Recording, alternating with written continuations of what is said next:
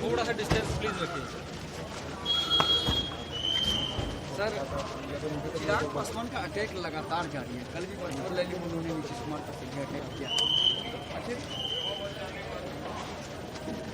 देखिए, मैंने पहले भी कहा है कि लोक जनशक्ति पार्टी का इस विधानसभा चुनाव में हमारे साथ कोई गठबंधन नहीं है।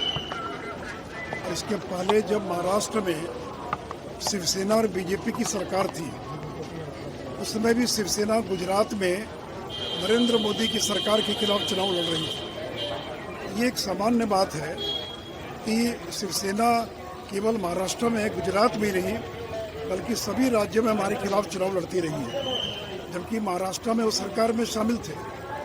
उसी प्रकार अकाली दल पंजाब में हमारे साथ शामिल थे या केंद्र में शामिल हैं, लेकिन दिल्ली और हरियाणा के चुनाव में हमारे खिलाफ चुनाव लड़े।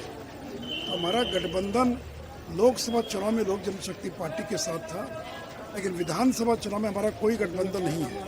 और अभी हाल ही में झारखंड के अंदर जो चुनाव हुआ, उस झारखंड के चुनाव में भी जनता दल यू और लोक जनशक्ति पार्टी बीजेपी के खिलाफ चुनाव लड़ती रही। तो ये कोई आवश्यक नहीं कि केंद्र में अगर हमारा समझौता है तो सभी राज्यों में भी समझौता होगा। इसलिए मैंने उदाहरण दिया शिवसेना का गुजरात का, अकाली दल का दिल्ली और हरियाणा का, और जनता दल यू और लोजपा का झारखंड के अंदर हमारा समझौता नहीं था। उसी प्रकार लोकसभा चुनाव में हमारा समझौता था, परंतु विधानसभा चुनाव में हमारा लोक जनशक्ति पार्टी के साथ कोई समझौता नहीं है। इसलिए किसी को कोई भ्रम नहीं रहना चाहिए। और अभी नरेंद्र मोदी जी की रैली होने जा रही है, नड्डा जी जा रहे हैं, अन्य हमारे नेता जा रहे हैं, और एक दूसरे के विधानसभा क्षेत्रों में हम दौरा करेंगे, जॉइंट रैली भी करेंगे।